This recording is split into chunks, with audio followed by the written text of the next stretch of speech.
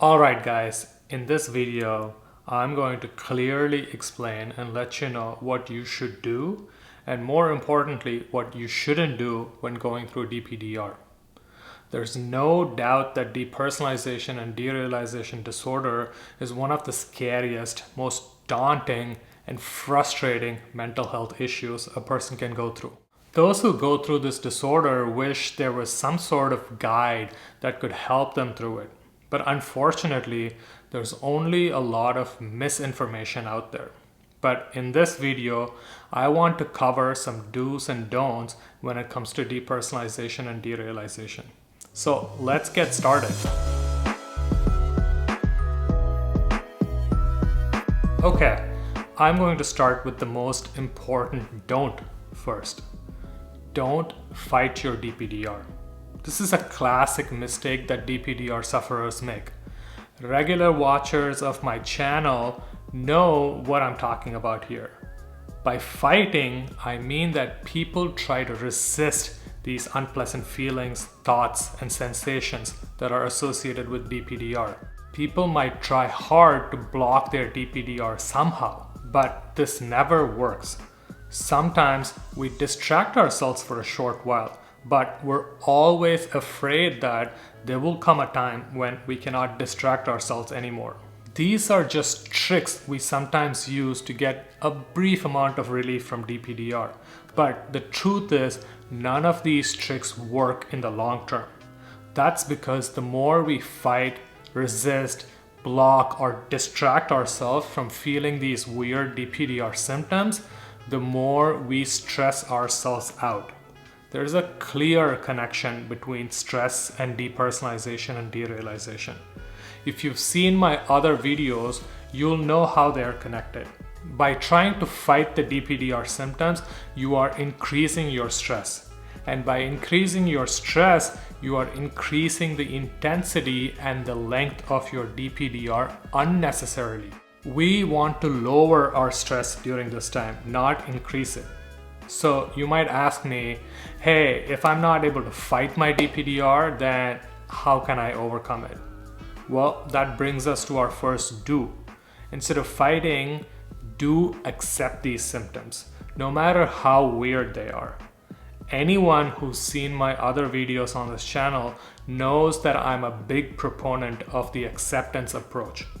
Just try to let go and accept and allow these symptoms. Just feel them out without trying to distract, block, or fight or resist them. Some of you may experience these symptoms 24/7. Acceptance here means just letting them be there for as long as they want. This might sound crazy if you hear this advice for the first time, but acceptance is what works in the end. You may find that it's hard to accept these symptoms, but that's only because deep down you think that if you let go and accept, DPDR will take over and totally ruin your life. This was my biggest fear when I was going through DPDR and I was trying to let go and accept. The truth is that DPDR isn't here to ruin your life. It is just a protective mechanism. Once you understand that deeply, you'll be able to let go, accept, and allow these symptoms without trying to fight them. Acceptance greatly helps you with your recovery. Acceptance is the only method that can help you calm down in the midst of strong DPDR symptoms. I know it sounds crazy that I'm here telling you to accept your DPDR symptoms, and you're probably thinking, what did I stumble onto? But try to think about this. Try to think about this. If you constantly fight, if you constantly block and resist these symptoms, how could you let go? And when does the healing happen? The healing happens with acceptance. The acceptance approach is not easy, I'll give you that. The acceptance approach demands that you develop your inner strength and courage to be able to face these feelings without trying to run away and hide. But let me tell you, it gets a little bit easier, tiny bit easier, every time you practice acceptance. You must understand that these tiny positive changes adds over time. So the next time you feel DPDR and its associated symptoms, try to face them with an attitude of acceptance instead of trying to fight them. Don't think DPDR is dangerous. DPDR robs you of your sense of safety. You think that you are in grave danger because of DPDR. But the simple truth is that DPDR is just a natural reaction to stress or trauma. It's not an evil monster here to ruin you. DPDR is not harmful, not directly. It's only harmful if you let it control you. Even then, all it can do is to confine you to your room and make you lose out on life.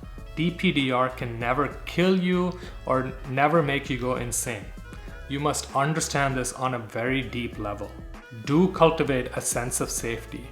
In order to get your life back, you must cultivate an underlying sense of safety that has gone missing from you. There are some simple strategies to build your sense of safety, like using a safety note, which is just a piece of paper on which you write a lot of safety affirmations. If you don't know how to do this, I'll leave a link in the description.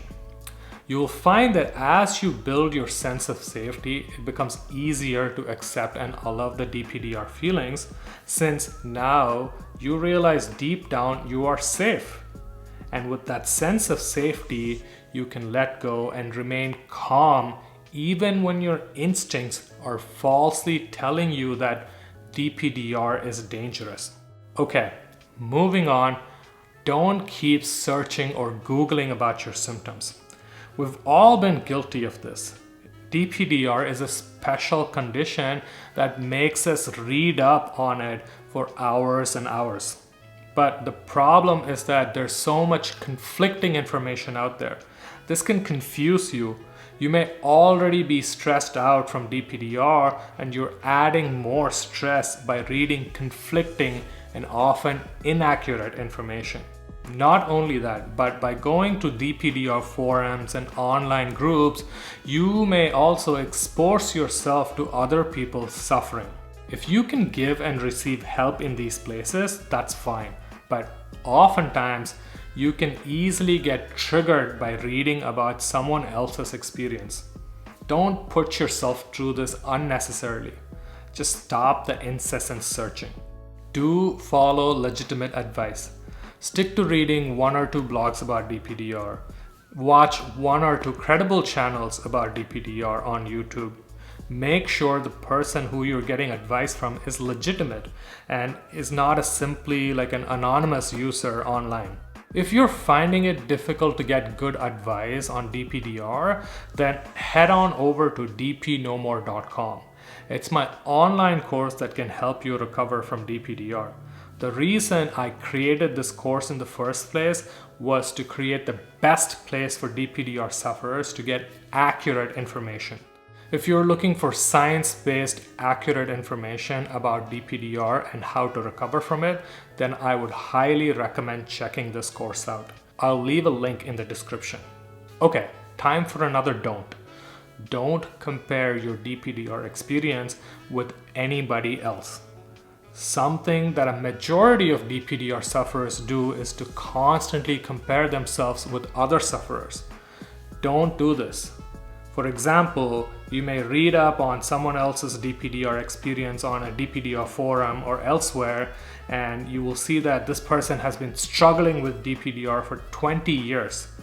This can easily send you into a panic. What you don't realize is that this person's condition, their life choices, the support that they receive, their past, whether they had trauma or not, whether their trauma was resolved, or if they have constant stressors in their life. You don't know anything about what this person is going through, but you're simply comparing yourself with this person and becoming scared and panicky. Don't do this. Don't compare your experience with others, especially when it comes to how long DPDR can last. Everybody is different in how they experience DPDR. Okay, I'm going to combine this next do and don't. Don't become impatient. Do develop some patience. Yeah, the point here is clear. Recovery from DPDR requires patience. No one really knows how long your DPDR can last. But the more we worry about this, the longer we may have to endure. That's how paradoxical DPDR can sometimes be. Because when we constantly worry about DPDR and how far we still have to go to our finish line, we're putting so much pressure and we're putting a lot of stress on ourselves. But when we truly say, I'm going to be patient, this DPDR can last however long it wants, then that makes us relax a bit. That's when true healing occurs. We've got to give up our expectation of a quick overnight recovery. Sometimes people who take my course will tell me that a majority of their symptoms has faded away quickly, but 1 or 2 symptoms still lingers for them. They will tell me that they haven't 100% recovered and it's just causing a lot of pain for them. If you're one such person, then I would advise you to be patient. DPDR is an innate protective mechanism. We cannot control when it comes and when it goes.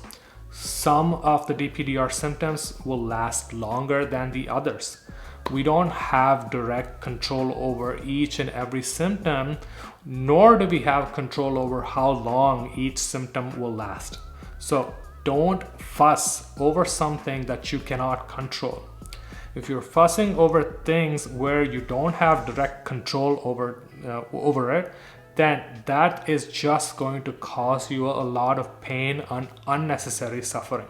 Full recovery from DPDR will happen, but it's going to take time. Don't put your life on hold. Okay, I realize that it's hard for you right now. You may have stopped seeing your friends because you cannot connect with them like you did previously. You even stop connecting with family members because every time you interact with them, it just feels weird. You may stop going to work because you cannot focus, and it can be panic-inducing to be in a professional setting. Day by day, you withdraw even more. You become alone. You stop doing the things that you did before. Sometimes I've seen people simply confined to the safety of their rooms. They just put their life on hold because of DPDR for weeks and months, and then maybe even years. But is there a better way to get through DPDR? Well, yes, there is. You've got to do normal things. This might sound like an oversimplification, but in order to feel normal again, you must do normal things. That's the hard truth. I know it feels scary to talk to people when going through DPDR, but that may be because you're trying to hide your DPDR when you talk to them. Open up to your close friends and your family about DPDR and don't try to hide it. You withdraw from life because everything is weird or fear-inducing to you right now. But if you keep doing normal activities despite the fear and the weirdness that you are experiencing, you'll see a breakthrough. You don't have to go crazy here. Start small. Can you meet up with one close friend and have a heart-to-heart conversation with them? If you feel depersonalized during this conversation, then try opening up to them about your condition. If you haven't worked for a long time, then can you try and at least pick up part-time work? The new setting might be scary for the first few days, but you'll get used to it and then the fear will die down. You'll start feeling confident again. This positive feedback loop will spread to other areas in your life. You'll be able to slowly add back the activities that you used to do. That's how you get closer to recovery.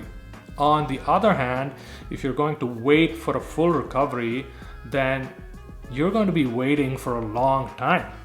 Connect with life now in whatever small ways possible, and slowly over time, you'll be able to have your life back. Alright, let's end this video with another combo. Don't care about your day-to-day DPDR changes. Do focus on the long term. Don't make the mistake of carefully monitoring your DPDR every day. Don't think to yourself like, oh my god, I felt good yesterday and today I feel awful. DPDR intensity can sometimes change daily. Don't worry about it. Just zoom out. Focus on the long term.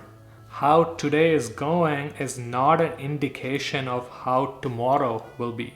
Today you may be feeling intense DPDR, and tomorrow you may wake up to find that there's only a mild case of DPDR.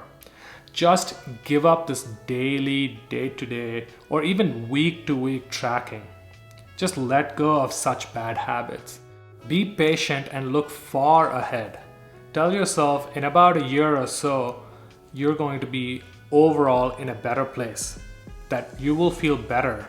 And if you practice the right guidelines, you will be moving closer to recovery. Just focus on the long term. Don't focus about the day-to-day changes and tell yourself, I am not going to care about DPDR every day. I know I will recover in the future, and that might be a month from now, it might be 6 months from now, it might be a year from now, but I know I will get there, and just try to let go. All right, nice. There you go. I hope these do's and don'ts were helpful to you. I know you're feeling tested right now, but let me tell you, it does get better. Follow these guidelines and keep taking those baby steps towards recovery. And don't forget, if you feel like you could use some help with your recovery, do check out dpnomore.com. That's my online course for how to overcome DPDR safely, effectively, and fully. All right, I hope you're doing good there. I'll see you soon in another video. Take care.